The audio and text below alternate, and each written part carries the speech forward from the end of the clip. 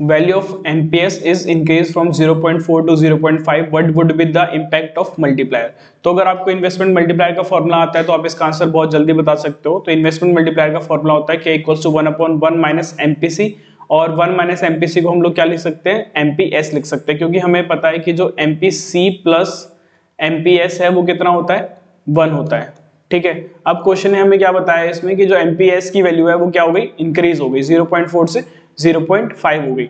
तो देखिए मैं इसका आपको ट्रिक बताता हूं। जैसे 1/एमपीएस है, एमपीएस की वैल्यू क्या हो गई, इंक्रीज हो गई। तो जितनी ज्यादा एमपीएस की वैल्यू इंक्रीज होगी उतना हमारा इन्वेस्टमेंट मल्टीप्लायर क्या हो जाएगा, कम हो जाएगा, because there is a inverse relationship between investment multiplier and MPS. MPS जितना बढ़ेगा इन्वेस्टमेंट मल्टीप्लायर हमारा उतना ही कम हो जाएगा। पहले हमें एमपीएस दे रखा था 0.4, अब हो गया 0.5। इन दोनों में से कौन सा बड़ा है, ये वाला ज्यादा बड़ा है ना, तो इसका मतलब हमारा जो इन्वेस्टमेंट मल्टीप्लायर है वो क्या हो जाएगा, कम हो जाएगा। अगर आपको नहीं यकीन हो रहा तो आप यहाँ पे एमपीएस की वैल्यू डाल के देख लेना, 1/0.4 और 1/0.5, आपको पता लग जाएगा कि एमपीएस जो है हमारा फॉल कर रहा है। The size of the multiplier would be increase, नहीं, the size of the multiplier would remain same, no. Value of multiplier is undetermined, नहीं, निकाल तो सकते हैं हम, ये तो ऑप्शन ही गलत है। The size of the multiplier would be decrease, yes, जो हमारा इन्वेस्टमेंट मल्टीप्लायर का साइज है वो क्या हो जाएगा, डिक्रीज हो जाएगा, क्योंकि एमपीएस जो है वो इंक्रीज हो गया। तो आंसर क्या हो जाएगा, 4 इज द करेक्ट आंसर।